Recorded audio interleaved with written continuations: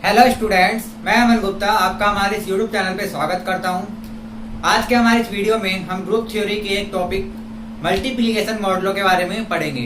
हमारी पिछली वीडियो में हमने एडिशन मॉडलों के बारे में पढ़ा था, उसी को आगे बढ़ाते हुए हम आज मल्टीप्लिकेशन मॉडलों के बारे में पढ़ेंगे और इसके बेस पे एक थ्योरम सीखेंगे और उस थ्योरम को प्रूव करना सिखाएंगे कि उसको हम कैसे प्रूव करते हैं और उसका क्या यूज होता है। तो आइए शुरू करते हैं।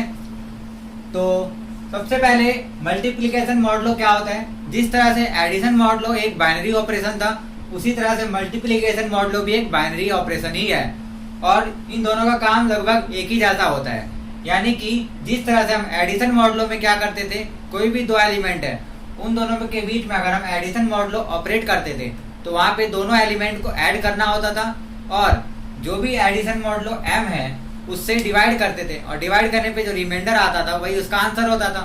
तो यहाँ पर भी अगर हम a और b के बीच में मल्टीप्लिकेशन मॉडलो m लगाते हैं तो यहाँ पर क्या करना पड़ेगा, a और b को मल्टीप्लाई करना पड़ेगा और मल्टीप्लाई करके जो m से डिवाइड करेंगे और m से डिवाइड करने के बाद जो रिमाइंडर बचेगा वो हमारा इसका आंसर हो जाएगा। ठीक है, जहाँ पे a और b क्या है, कोई भी एक इंटीजर हो सकते हैं और m जो होता है ये भी एक इंटीजर ही होता है, लेकिन ये कैसा इंटीजर होता है, ये एक पॉजिटिव इंटीजर होता है। ठीक है, और a और b जो है वो कोई भी इंटीजर हो सकते हैं, चाहे पॉजिटिव या फिर नेगेटिव। तो आइए कुछ एग्जांपल्स के फॉर्म में इसको समझते हैं कि हम इसको कैसे सॉल्व करते हैं। तो अगर कोई भी दो एलिमेंट मैं ले लेता हूँ, कोई भी दो इंटीजर 2 और 3 और इस पे मल्टीप्लिकेशन मॉडलो 3 लगा देते हैं। तो आप देख सकते हैं कि सबसे पहले हमें क्या करना पड़ेगा, यहाँ पे 2 और 3 को मल्टीप्लाई करना पड़ेगा और 2 और 3 को जब हम मल्टीप्लाई करेंगे तो क्या आएगा, 6 आएगा और 6 को जब हम 3 से डिवाइड करते हैं तो ये पूरा डिवाइड हो जाता है। तो जो रिमाइंडर आता है वो क्या आ जाता है, 0 आ जाता है। इसी तरह हम यहाँ पे एक एलिमेंट लेते हैं 3 और मल्टीप्लिकेशन मॉडलो 5 के रिस्पेक्ट में इसको मल्टीप्लाई करते हैं 4 से। तो आप देख सकते हैं कि 3 और 4 का मल्टीप्लाई करने पे क्या आता है आंसर, 12, क्योंकि 3 को 4 से मल्टीप्लाई करेंगे तो 12 आएगा और 12 को जब हम 5 से डिवाइड करते हैं तो जो रिमाइंडर बचता है वो क्या बच जाता है, 2 बच जाता है। तो इस तरीके से 3 मल्टीप्लिकेशन मॉडलो 5 और 4 क्या आ गया, इसका आंसर 2 आ गया। इसी तरह से आप यहाँ पर कोई भी नेगेटिव नंबर भी ले सकते हैं। अगर आप कोई नेगेटिव नंबर लेते हैं, जैसे -5 ले लिया आपने और इधर ले लिया -3, तो जब मल्टीप्लाई करेंगे और इसको 4 के रिस्पेक्ट में, यानी कि एडिशन मल्टीप्लिकेशन मॉडलो 4 के रिस्पेक्ट में जब हम करते हैं तो -5 और -3 क्या हो जाएगा, प्लस का 15 हो जाएगा और प्लस 15 को जब हम 4 से डिवाइड करेंगे तो जो रिमाइंडर है वो क्या आएगा, 4 4 जा 16, तो 4 3 जा 12 होता है और 12 में 15 में से जब हम 12 माइनस करते हैं तो क्या आ जाता है, 3। तो यानी कि इनका आंसर क्या हो गया, 3 हो गया। तो ये क्या है, मल्टीप्लिकेशन मॉडलो। इस तरह से किसी भी दो नंबर्स पे हम मल्टीप्लिकेशन मॉडलो लगा सकते हैं। सिंपली करना क्या है, उन दोनों को मल्टीप्लाई करना है और मल्टीप्लाई करके जो भी मल्टीप्लिकेशन मॉडलो है उससे डिवाइड करना है और डिवाइड करके जो भी रिमाइंडर आता है वही आपका आंसर हो जाएगा। अब आइए इस बेस पे एक थ्योरम समझते हैं। तो थ्योरम कुछ इस प्रकार का है कि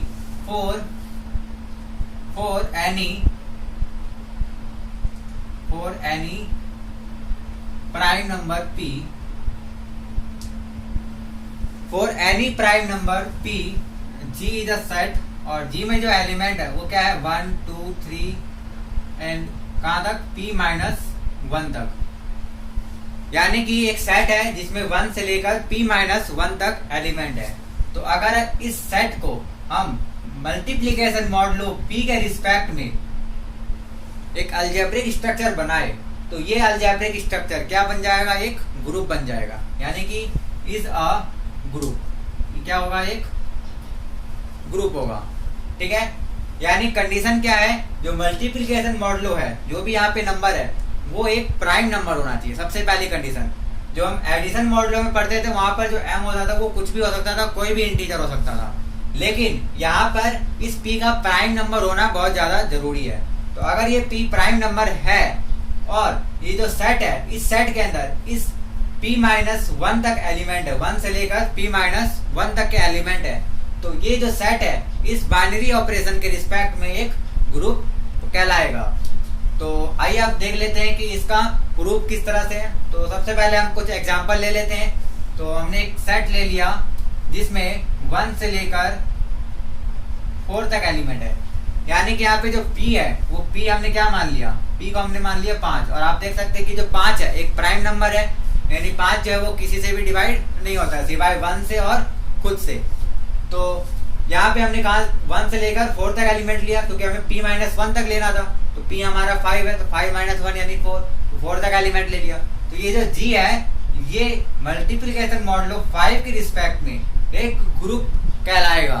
तो ग्रुप कहलाने के लिए इसको क्या करना पड़ेगा, 4 कंडीशन जो होते हैं सेटिस्फाई करने पड़ेंगे। 4 कंडीशन क्या क्या, फर्स्ट कंडीशन क्लोजर एक्सियम्स, यानी कि ये इस बाइनरी ऑपरेशन के लिए क्लोज होना चाहिए। सेकंड एसोसिएटिविटी, यानी कि ये जो सेट है इसके कोई भी 3 एलिमेंट अगर हम लेते हैं और उनका ऑर्डर चेंज करके उनको जनरेट करते हैं इस बाइनरी ऑपरेशन से, तो वो सेटिस्फाई होना चाहिए। Third existence of identity element, यानी कि इस सेट के अंदर आइडेंटिटी एलिमेंट होना चाहिए। और फोर्थ एग्जिस्टेंस ऑफ इनवर्स, यानी इसके जितने भी एलिमेंट है उस सब का इनवर्स इस सेट के अंदर होना चाहिए। तो आइए हम इन चारों प्रॉपर्टीज को बारी बारी से प्रूव कर लेते हैं। तो सबसे पहले G1, तो G1 होता है क्या, क्लोजर एक्सियम्स। तो क्लोज दिखाने के लिए हमें क्या दिखाना पड़ेगा कि इसके कोई भी 2 एलिमेंट है वो अगर हम उसको मल्टीप्लिकेशन मॉडुलो 5 के साथ ऑपरेट करते हैं तो जो एलिमेंट आता है वो भी इसी सेट का होता है। तो कोई से भी 2 एलिमेंट हम ले लेते हैं, जैसे 2 और 3, एक 2 एलिमेंट हमने ले लिया और फिर मल्टीप्लिकेशन मॉडुलो 5 लगाया। तो आप देख सकते हैं कि जब हम 3 और 2 का मल्टीप्लाई करते हैं तो क्या आता है, 6 आ जाता है। और 6 को जब हम 5 से डिवाइड करेंगे तो जो रिमाइंडर है वो क्या आ जाएगा, 1 आएगा। और 1 इस सेट के अंदर मौजूद है, यानी एग्जिस्ट कर रहा है। इसी तरह आप कोई भी 2 एलिमेंट और ले सकते हैं, जैसे यहाँ पे मैंने 3 और 4 ले लेते हैं। तो 3 और 4 जब लेते हैं और addition modulo sorry multiplication modulo 5 लगाते हैं तो क्या होगा, 3 4 जा 12 और 12 को 5 से डिवाइड करने पे रिमाइंडर क्या आ जाएगा, 2 आ जाएगा। और 2 भी इसके अंदर एग्जिस्ट कर रहा है। तो इसी तरह आप कोई से भी 2 एलिमेंट को लेके मल्टीप्लाई कर सकते हैं और मल्टीप्लाई करने पे जो रिमाइंडर आएगा 5 से डिवाइड करने के बाद वो हमेशा इस सेट के अंदर ही मौजूद होगा। आप देख सकते हैं कि इस सेट के अंदर 0 नहीं है, यानी कि कभी भी इनमें से कोई भी नंबर को अगर आप मल्टीप्लाई करेंगे और 5 से डिवाइड करेंगे तो 0 नहीं आएगा। 0 क्यों नहीं आएगा, कुछ इस तरह से भी समझ सकते हैं कि 0 आने के लिए क्या कंडीशन चाहिए कि 5 का मल्टीपल होना चाहिए। यानी कि 0 कब आएगा, जब वो पूरा डिवाइड हो जाए। और पूरा डिवाइड होने का मतलब वो 5 का मल्टीपल होना चाहिए, क्योंकि 5 किसको पूरा डिवाइड करेगा, जो 5 के मल्टीपल होंगे। तो 5 के मल्टीपल होने के लिए जो दोनों एलिमेंट्स है वो क्या होने चाहिए, वो 5 के मल्टीपल्स होने चाहिए। यानी कि 5 के जो, क्योंकि 5 एक प्राइम नंबर है तो प्राइम नंबर का तो कोई फैक्टर होता नहीं है। प्राइम नंबर का फैक्टर क्या होता है, 1, और एक वो खुद ही होता है। तो इसीलिए ऐसा कोई भी 2 एलिमेंट नहीं है जिसको हम मल्टीप्लाई करें तो वो 5 या 5 का मल्टीपल बन जाए इस सेट के अंदर, क्योंकि इस सेट के अंदर क्या है, 5 से छोटे सारे एलिमेंट है। तो इसमें 1 तो है लेकिन 5 तो नहीं है, क्योंकि 5 से छोटे हैं। 5 बनने के लिए क्या चाहिए होता है कि इसकी कोई भी 2 फैक्टर को मल्टीप्लाई करे तो वो ये बन जाए। लेकिन यहाँ पे इसके 2 फैक्टर तो है नहीं, सिर्फ एक ही फैक्टर 1 है, बाकी सारे तो इससे छोटे एलिमेंट्स हैं। इसलिए इनमें से कोई भी 2 एलिमेंट ऐसे नहीं है जिसको हम मल्टीप्लाई करें तो वो 5 का फैक्टर बने। इसलिए यहाँ पर कभी भी 0 नहीं आएगा। तो इसी तरह से ये G1 हर एक एलिमेंट्स के लिए सेटिस्फाई हो जाएगा। यानी किसी भी 2 एलिमेंट को अगर आप लेते हैं और मल्टीप्लिकेशन मॉडुलो 5 लगाते हैं तो जो रिमाइंडर है वो हमेशा इसी सेट का एलिमेंट होगा। अब आते हैं G2 पे। G2 क्या कहता है, एसोसिएटिविटी, यानी कि ये सेट के जो एलिमेंट है वो एसोसिएटिव होने चाहिए। तो आइए हम चेक कर लेते हैं, कोई भी 3 एलिमेंट ले लेते हैं, जैसे 2, 3 एंड 5। तो 2, 3 एंड 5 को 2, 3 और 4 को हम पहले इस केस में सॉल्व करते हैं और फिर सेकंड में हम इस तरह से सॉल्व करते हैं, 2, 3 एंड 4। यहाँ पे पहले 2 और 3 को ऑपरेट करना है और यहाँ पे पहले 3 और 4 को ऑपरेट करना है। तो जब हम 3 और 2 को मल्टीप्लाई करेंगे तो क्या आएगा, 6 आएगा। और 6 को जब हम 5 से डिवाइड करते हैं तो डिवाइड करने पे रिमाइंडर क्या बचता है, 1 बचता है। और 1 को फिर 4 के साथ ऑपरेट करेंगे तो 4 बन जा 4, और 4 को जब हम 5 से डिवाइड करेंगे तो डिवाइड नहीं होगा। तो यहाँ पे जो रिमाइंडर है वो सीधा सीधा क्या आ जाएगा, 4 आ जाएगा। इसी तरह आप इस साइड चेक कर सकते हैं कि यहाँ पे तो ये 2 ऐसे का ऐसे लिख देंगे हम, और मल्टीप्लिकेशन मॉडुलो 5 अब 3 और 4 को ऑपरेट करना है, तो 3 4 जा क्या होता है 12, और 12 को जब हम 5 से डिवाइड करेंगे तो जो रिमाइंडर आएगा वो क्या आएगा 2 आ जाएगा। और फिर यहाँ पे दोबारा चेक कर सकते हैं कि 2 और 2 को जब मल्टीप्लाई करते हैं तो 4 आता है, और 4 को 5 से जब डिवाइड करते हैं तो डिवाइड नहीं होता है, यानी कि जो रिमाइंडर है वो क्या आ जाएगा वो 4 ही आ जाएगा, यानी कि 4 = 4 हो गया।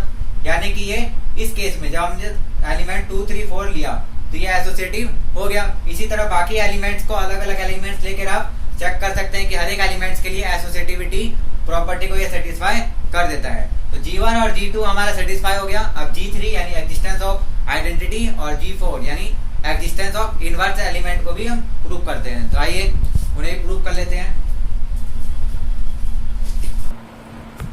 तो आइए अब हम G3 और G4 को भी सेटिस्फाई कर लेते हैं। तो जो G3 होता है वो क्या होता है एग्जिस्टेंस ऑफ आइडेंटिटी एलिमेंट। तो यहाँ पे हमें एक ऐसा एलिमेंट चाहिए जिसको किसी भी एलिमेंट से मल्टीप्लाई करे तो वही नंबर आ जाए। तो आपको पता है कि जो 1 होता है अगर हम 1 को किसी से भी मल्टीप्लाई करते हैं तो वही नंबर आ जाता है। तो यहाँ पे जो 1 है वो क्या हो जाएगा आइडेंटिटी एलिमेंट होगा, यानी कि 1 को अगर हम किसी भी इस एलिमेंट से मल्टीप्लाई करें, अगर हम 2 से मल्टीप्लाई करते हैं और मल्टीप्लीकेशन मॉडल क्या लगाते हैं 5, तो 2 1 जा क्या हो जाता है 2 ही हो जाता है। और जब 2 को 5 से डिवाइड करेंगे तो डिवाइड नहीं होगा, और डिवाइड नहीं होगा तो रिमाइंडर क्या बचेगा 2 ही बचेगा। यानी जब 1 को हमने 2 से ऑपरेट किया तो आंसर क्या आ गया 2 आ गया। यानी कि जो 1 है वो किस तरह से बिहेव कर रहा है आइडेंटिटी एलिमेंट की तरह। तो इसी तरह आप देख सकते हैं कि हर एक एलिमेंट के लिए जो 1 है वो क्या हो जाएगा आइडेंटिटी एलिमेंट हो जाएगा। यानी कि इस सेट के अंदर आइडेंटिटी एलिमेंट एग्जिस्ट कर रहा है। तो G3 हमारा सेटिस्फाई हो गया। अब G4 क्या होता है एग्जिस्टेंस ऑफ इनवर्स एलिमेंट। तो यहाँ पे हर एक एलिमेंट का इनवर्स होना चाहिए। इनवर्स होने का क्या मतलब है ऐसा एलिमेंट जिसको हम किसी भी एलिमेंट से ऑपरेट करें तो क्या आ जाए आइडेंटिटी एलिमेंट आ जाए। और आइडेंटिटी एलिमेंट हमारा क्या आ गया है 1 आ गया है। यानी कि अगर हमें किसी भी एलिमेंट का इनवर्स निकालना है तो हमें क्या करना पड़ेगा, हमें उसको ऑपरेट करना पड़ेगा। मान लेते हैं हम 4 का हम इनवर्स एलिमेंट निकाल रहे हैं, तो हमें क्या लेकर आना है यहाँ पे आइडेंटिटी एलिमेंट, और आइडेंटिटी एलिमेंट क्या है 1। अब हमें क्या देखना है यहाँ पर क्या नंबर आएगा। तो यहाँ पे हमें वो नंबर चाहिए जिससे इसको मल्टीप्लाई करे और जब 5 से डिवाइड करे तो रिमाइंडर क्या आ जाए 1 आ जाए। तो आप देख सकते हैं अगर हम 4 को 1 से मल्टीप्लाई करते हैं तो क्या आता है 4, और 4 को जब हम 5 से डिवाइड करते हैं तो रिमाइंडर 4 आता है, 1 तो नहीं आता। तो यानी कि 1 इसका आइडेंटिटी इनवर्स एलिमेंट नहीं है। अब आते हैं 2 पे। तो 2 को जब मल्टीप्लाई करते हैं तो 4 2 जा 8, और 8 को जब 5 से डिवाइड करते हैं तो रिमाइंडर 3 बचता है, यानी कि 2 भी इसका इनवर्स नहीं है। अब आते हैं 3 पे। तो 3 को जब मल्टीप्लाई करते हैं 4 से तो 12, और 12 से जब 5 को डिवाइड करते हैं तो 2 आ जाता है। यहाँ पर भी 1 नहीं आया, यानी कि 3 भी इसका इनवर्स नहीं है। तो अब बच गया 4। तो 4 को जब हम यहाँ पे रखते हैं तो आप देख सकते हैं कि 4 4 जा 16, और 16 को जब हम 5 से डिवाइड करेंगे तो रिमाइंडर 1 आ जाएगा। यानी कि जो 4 का इनवर्स है वो खुद ही है, यानी कि यहाँ पे 4 है वो क्या है एक सेल्फ इनवर्स एलिमेंट है। और दूसरा सेल्फ इनवर्स एलिमेंट क्या होगा 1, क्योंकि 1 क्या है यहाँ पे आइडेंटिटी तो हमेशा सेल्फ इनवर्स होती है। तो 4 का इनवर्स एलिमेंट हमने निकाल लिया। अब आते हैं 2 का आइडेंटिटी इनवर्स एलिमेंट निकालते हैं। तो 2 का इनवर्स एलिमेंट निकालने के लिए क्या करना पड़ेगा सेम ऐसा एलिमेंट जिसको उससे मल्टीप्लाई करने पे आइडेंटिटी एलिमेंट आ जाए। तो आप देख सकते हैं कि जब यहाँ पे हम 3 से मल्टीप्लाई करेंगे तो 3 2 जा 6 हो जाएगा, और 6 को जब 5 से डिवाइड करते हैं तो 1 आ जाता है। यानी कि 2 का जो इनवर्स एलिमेंट है वो क्या है 3, और 3 का इनवर्स एलिमेंट 2, यानी कि इन चारों के चारों एलिमेंट का इनवर्स हमें मिल गया है। जैसे कि 1 तो खुद ही सेल्फ इनवर्स है, और 4 भी क्या है सेल्फ इनवर्स, 2 का इनवर्स 3 है और 3 का इनवर्स 2 है। यानी कि एग्जिस्टेंस ऑफ इनवर्स, ये भी जो 4th एग्जाम थे ये भी सेटिस्फाई हो गई। यानी कि G1 G2 G3 और G4 ये चारों जब सेटिस्फाई हो गई, इसका मतलब क्या हुआ कि G*5 क्या है एक ग्रुप है। इसी तरह से हमने इस एग्जाम्पल के लिए इसको प्रूव किया। इसी तरह कॉमन आप किसी भी प्राइम नंबर के लिए G और किसके रिस्पेक्ट में मल्टीप्लिकेशन मॉडल ऑफ P के रिस्पेक्ट में इसको ग्रुप प्रूव कर सकते हैं, क्योंकि वहां पर भी किसी भी 2 एलिमेंट को अगर हम लेंगे और मल्टीप्लाई करेंगे तो 0 कभी भी नहीं आएगा, उससे छोटा नंबर ही आएगा, क्योंकि P क्या है प्राइम नंबर है, और प्राइम नंबर के इसमें फैक्टर्स है ही नहीं। तो किसी भी 2 नंबर को मल्टीप्लाई करने पे कभी भी प्राइम नंबर बनेगा नहीं, और प्राइम नंबर बनेगा नहीं तो मल्टीप्लाई करके जो रिमाइंडर आएगा कभी भी 0 आएगा नहीं, और वो इससे छोटा ही नंबर होता है, क्योंकि जो रिमाइंडर होता है हमेशा क्या होता है P से छोटा होता है। यहाँ पे हमने P से सारे छोटे एलिमेंट लिए हैं, तो पहला प्रॉपर्टी तो प्रूव हो जाएगा। इसी तरह दूसरा भी एसोसिएटिव, क्योंकि मल्टीप्लिकेशन के केस में तो एसोसिएटिव प्रूव हो ही जाता है।